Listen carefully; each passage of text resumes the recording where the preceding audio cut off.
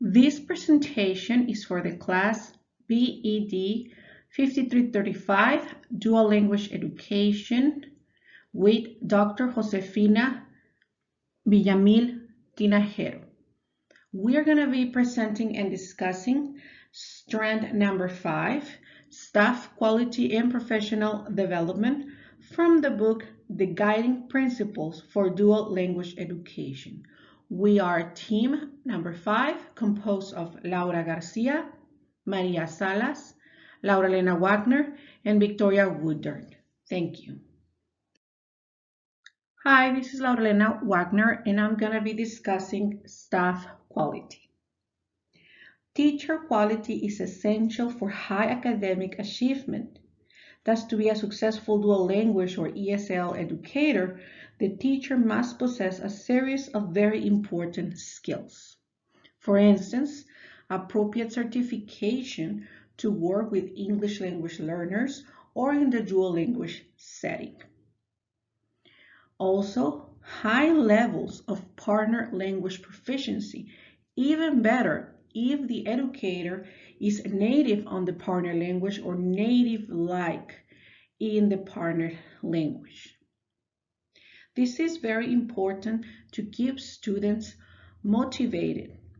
Added to this, the knowledge that the educator has in the partner language, such as the cultural components of the language.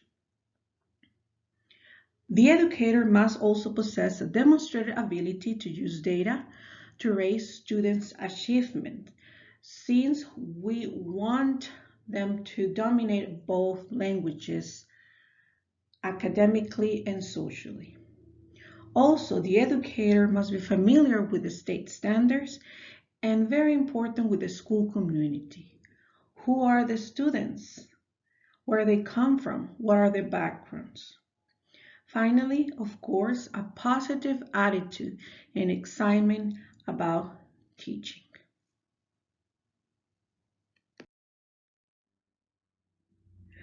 The book discusses the recruitment strategies a school must have in order to hire and retain quality educators or quality staff. For instance, the key point A is a plan aligned with program goals and long-term needs. This plan is easy to follow because it is in rubric form. It covers minimal alignment, partial alignment, full alignment, and of course, the ideal exemplary practice. This gives you an idea of how our schools prepare. For instance, the minimal alignment, it would be a school that has no defined recruitment or rotation plan. A partial alignment, it would be a school that has a plan, but the teachers are frequently hired on an emergency basis. So there is no real consideration of the goals of the program or the long-term needs of the program. Then we have full alignment. There is a plan in place. This program is trying to take the goals and the long-term needs of the program into account. The teachers are hired through a targeted screening. There is support from international teachers. There are opportunities for long-term professional growth. However, we have the exemplary practice. There is, of course, a plan for recruitment and rotation that is aligned with the program goals. Take the program into a sustainability and longevity into account, and it is systematically coordinated with the district level staff. And even more, there is a sponsor in-house. Grow your own alternative certification programs targeting paraprofessionals, thus creating a sustained supply of well-prepared teachers. Thus, the goal for all schools implementing the dual language education would be to have in plan the exemplary practice. And of course, the strategies and plans a school must have does not stop at hiring qualified teachers only. For example, part of the plans that schools must have also have a key point B, the selection of new instructional, administrative, and support staff is based on credentials, language proficiency, and demonstrating commitment to program goals. This is also in a rubric form. So we would have as well the minimal alignment, the partial alignment, the full alignment, and the exemplary practice. For example, in the minimal alignment, staff members are hired with little to no consideration of the degree to which their credentials, language proficiency, and commitment to the program goals are appropriate for their assignment. And this has to do with understanding the dual language program. Now we also have the partial and the full.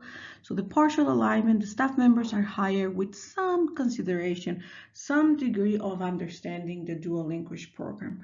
Then what we have is many schools having the full alignment. Staff members are hired with careful consideration of the degree to which your credentials and language proficiency is, and the commitment and the goals.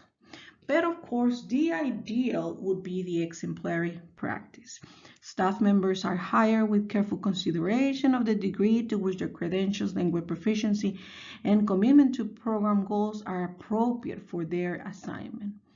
And all staff members have the appropriate commitment and the skills and the credentials for the position. And this is when finally, and the entire staff of a school understands what is the core of the dual language program and what is the main goal.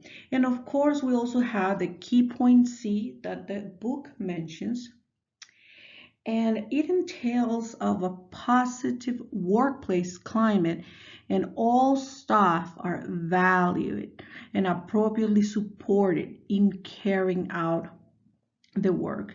And of course, we have it also in rubric form, so we can think and consider and create our own ideas of how our schools are doing to support the dual language program.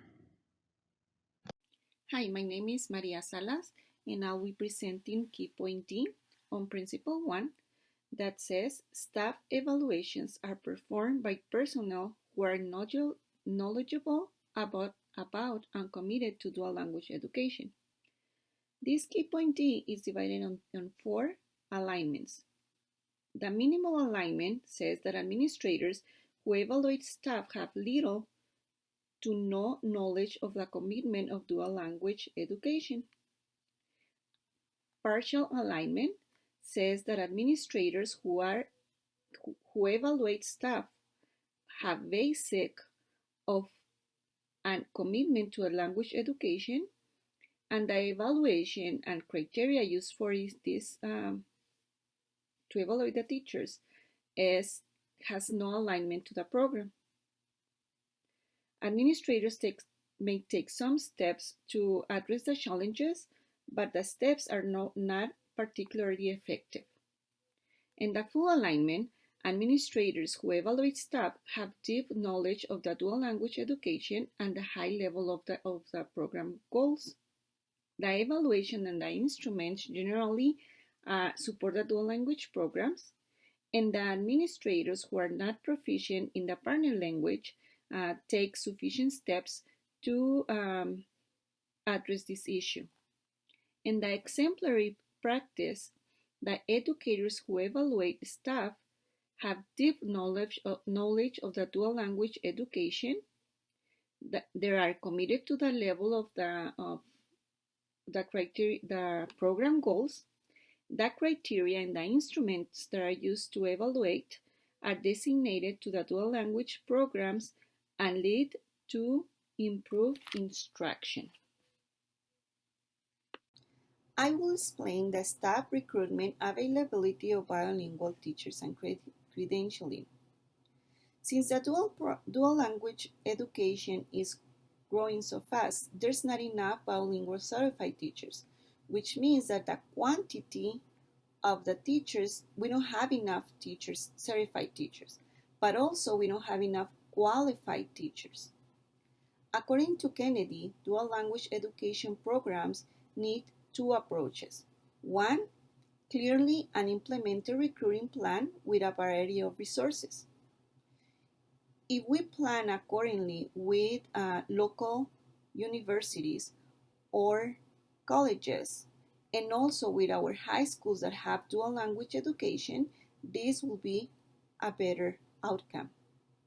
And the second one, the recruiting process conducted through school leadership staff and human resources.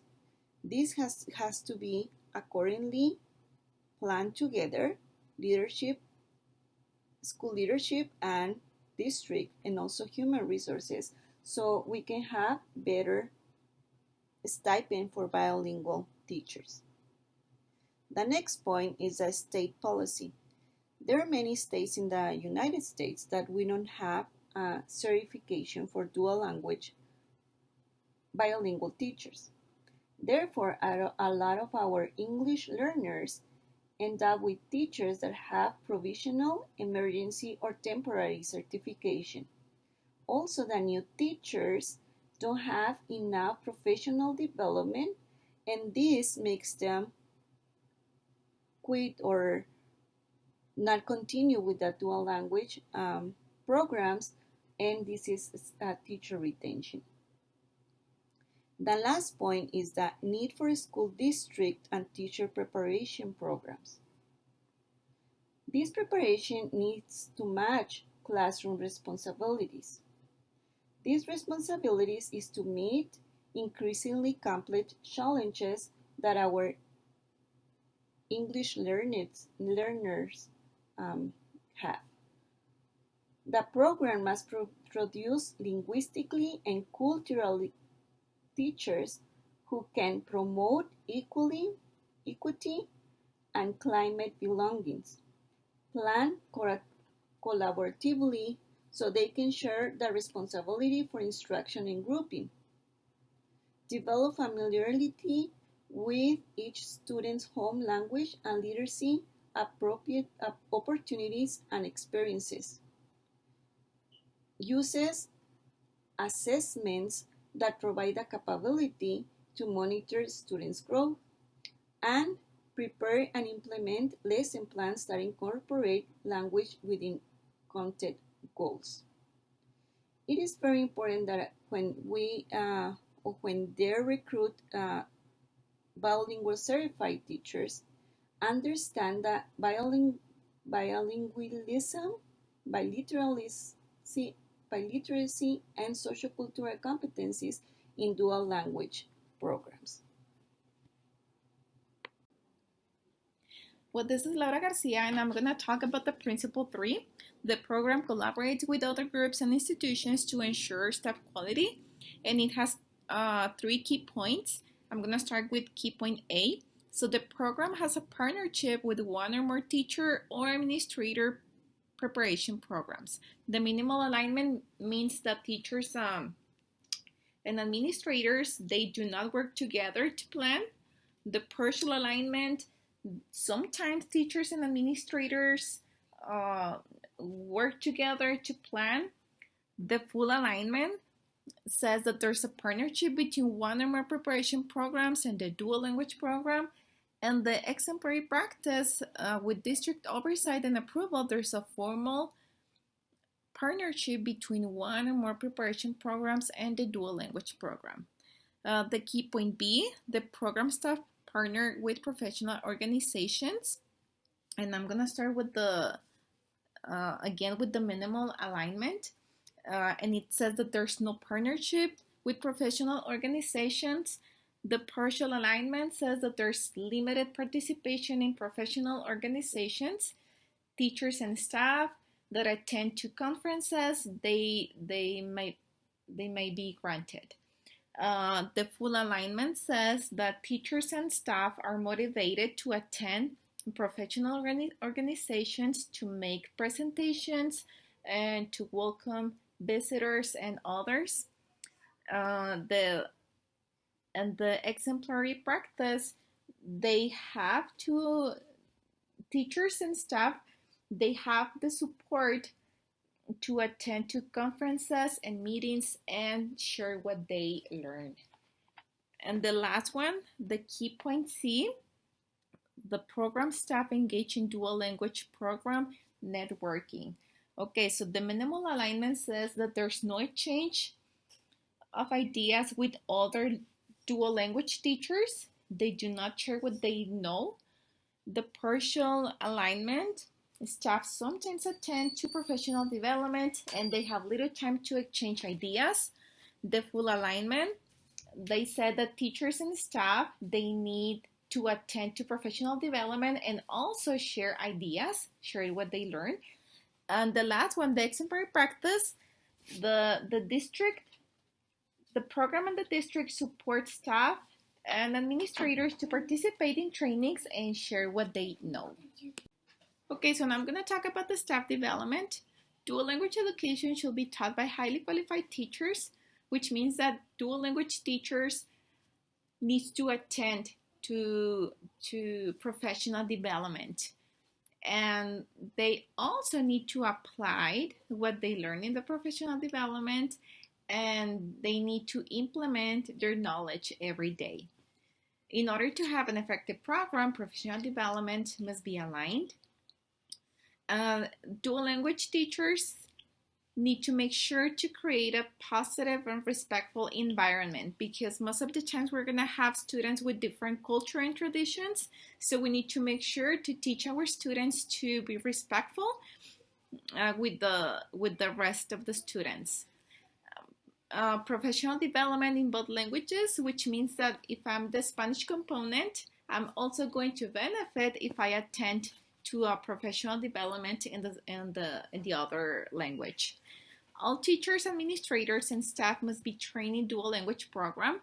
Why? Because very often we're gonna have visitors or parents, and it is very important that when they ask to someone about the dual language program, we need to be able to provide an answer. We need to be aware what the program is about.